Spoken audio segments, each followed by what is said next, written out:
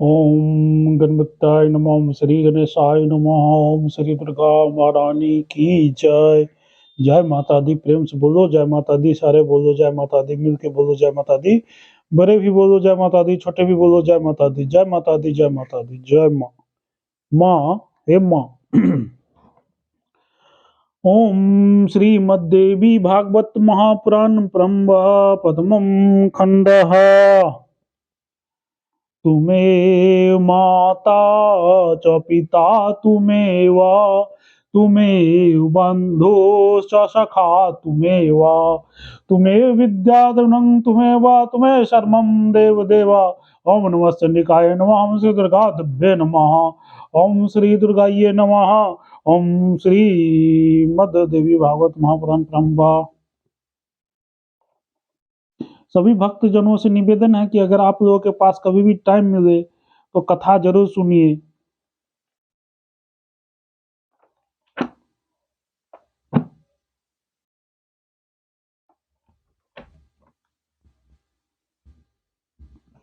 अर्थेक के 1300 अध्याय। व्यास जी का राजा जन्मेजय से भगवती का महिमा का वर्णन करना। व्यास जी बोले, हे महाराज, मैंने नारद जी से योग माया के पवित्र अक्षरों वाले जिस महात्म्य को सुना, उससे मैं कहता हूँ, आप सुने। महर्षि नारद जी नारी देह से संबंधित कथा सुनकर मैंने उन सर्व शिरोमणि मुनि से पुनः पूछा, है नारद जी, अब आप यह बताइए कि इसके बाद भगवान विष्णु आपसे क्या कहा और आपके साथ वो जगतपति लक्ष्मीकांत कहाँ गए।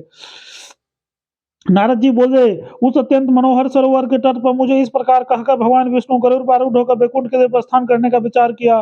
तब रमापति विष्णु ने मुझसे कहा, हे नारद, अब आप कहाँ जाना चाहें, जहाँ जाना चाहें वो जाएं, अथवा मेरे लोग चलिए, जैसी आपकी रुचि हो वैसा कीजिए। इसके बाद मैं मधुसूदन श्री विष्णु से आज्ञा लेकर ब्रह्मलोक गया।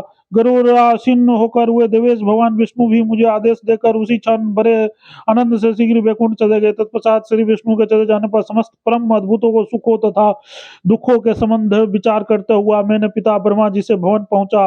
हे मुने, वहां पहुंचकर पिताजी को प्रणाम करके जो ही मैंने उसके सामने खड़ा हुआ, तभी उन्होंने मुझसे चिंता से व्यग्र देकर पूछा। ब्रह्मा जी बोले, हे महाभाग, आप यहाँ आप कहाँ गए थे। हे सूत, आप क्यों इतने घबराए हुए हैं। मुनिश्रेष्ठ, आपका चित्त इस प्रकार स्वस्थ नहीं दिखाई पड़ रहा है। क्या किसी ने आपको धोखे में डाल दिया, अथवा आपने कोई आश्चर्यजनक दृश्य देखा है। पुत्र, आज मैं आपको उदास तथा विवेक के कुंठित क्यों देख रहा हूँ। नारद जी बोले, पिता ब्रह्मा जी के ऐसा पूछने पर मैंने आसन पर बैठकर माया के प्रभाव से उत्पन्न अपना संपूर्ण वृतांत उनसे कहा। हे पिताजी, महान शक्तिशाली विष्णु ने मुझे ठग दिया था। बहुत वर्षों तक मैं इसके रूप धारण किए रहा। पुनः मैंने सोत पुत्र शोक जनित भीषण दुख का अनुभव किया। तत्पश्चात उन्होंने ही अपने अमृतमय मधुर वचन से मुझे समझाया। पुनः सरोवर में स्नान करके मुझे पुरुष रूप में नारद हो गया। हे ब्रह्मा, उस समय मुझे जो मोह हो गया था उसका क्या कारण है। उस समय मेरा पूर्व ज्ञान विस्मृत हो गया था और मैं शीघ्र ही उन राजा ताल ध्वज में मैं पूर्ण रूप से अनुरक्त हो गया। हे ब्रह्मा, माया के इस बल को दुर्लभ ज्ञान की हानि करने वाला तथा मोह के विस्तृत जड़ मानता हूँ। मैंने संपूर्ण शुभ तथा अशुभ परिस्थितियों का अनुभव किया तथा सम्यक प्रकार से अनेक विषय में जाना। है तात, आप मुझे उस माया को कैसे जीता, वो उपाय मुझे बतलाइए। नारद जी बोले, हे व्यास जी, पिता ब्रह्मा जी से मेरे इस प्रकार बात करने पर वो मुस्कुराए, मुझसे प्रेम पूर्वक कहने लगे। ब्रह्मा जी बोले, सभी देवता, मुनि, महात्मा, तपस्वी, ज्ञानी तथा वायु सेवन करने वाले योगियों के लिए भी यह माया कठिनता से जीती जाने वाली है। उस महाशक्तिशाली माया के सम्यक प्रकार से जानने में भी समर्थ नहीं हूँ। उसी प्रकार विष्णु तथा उमापति शंकर भी जानने में समर्थ नहीं है। सृजन, पालन तथा संहार करने वाली वो महामाया सभी के लिए दुर्गई है। काल, कर्म तथा स्वभाव आदि से निमित्त कारणों से वो सदा समन्वित है। हे मेघाविन, अपरमित बल से संपन्न इस माया के विषय में आप शोक न करें। इसके विषय में किसी प्रकार का विस्मय नहीं करना चाहिए। हम लोग भी माया से विमोहित है। नारद जी बोले, हे व्यास जी, पिताजी कैसा अनुभव, मेरा विस्मय दूर हो गया। इसके बाद उनसे आज्ञा लेकर उस तीर्थ का दर्शन करता हुआ मैं यहाँ आ पहुंचा। अतः वे श्रेष्ठ व्यास जी, कर्मों के नाश के उत्पन्न मोह का परित्याग करके आप भी इस स्थान पर सुख करते हुए समय व्यतीत कीजिए। किए गए शुभ तथा अशुभ कर्म का फल अवश्य भोगना पड़ता है। ऐसा मन में निश्चय करके आनंद पूर्वक विचरण कीजिए। व्यास जी बोले, हे राजन, ऐसा कहकर मुझे समझाने के पश्चात नारद जी वहां से चले गए। मुनि नारद के मुझ पर जो वाक कहा था उस पर विचार करता हुआ मैं श्रेष्ठ सरस्वत कल्प के सरस्वती के तट पर ठहर गया है राजन। समय व्यतीत करने के पश्चात तो वहीं पर मैंने संपूर्ण संदेहों को दूर करने वाला नानाविध खानियों से युक्त वैदिक प्रमाणों से ओतप्रोत तथा पुराणों में उत्तम इस श्रीमद देवी भागवत की रचना की। हे राजेंद्र, इसमें किसी तरह का संशय नहीं करना चाहिए। जिस प्रकार कोई इंतजार करने वाला अपने हाथ में काठ काठ की पुतली लेकर उससे अपना अधीन करने पर नाचता है, उसी प्रकार यह माया चराचर जगत को नचाती रहती है। ब्रह्मा से लेकर त्रिप पर्यंत जितने भी पांच हितेंद्रियों से संबंध रखने वाले देवता, दानव, मानव या दानव है, वे सभी मन तथा चित्त का अनुसरण करते हैं। राजन, सत्य, रज, तम ये तीनों गुण भी सभी कार्यों के सर्वथा कारण होते हैं। यह निश्चिंत है कोई भी कार्य किसी न किसी कारण से अवश्य संबंध रखता है। माया से उत्पन्न हुए ये तीनों गुण भिन्न भिन्न स्वभाव वाले होते हैं, क्योंकि ये तीनों गुण कर्म शांत, घोर तथा मूढ़ भेदानुसार तीन प्रकार के होते हैं। इन तीनों गुणों से सदा युक्त रहने वाले प्राणी इन गुणों से विहीन कैसे रह सकता है? जिस प्रकार संसार में तंतु विहीन वस्त्र की सत्ता नहीं हो सकती है, उसी प्रकार तीनों गुणों से रहित प्राणी की सत्ता नहीं हो सकती है।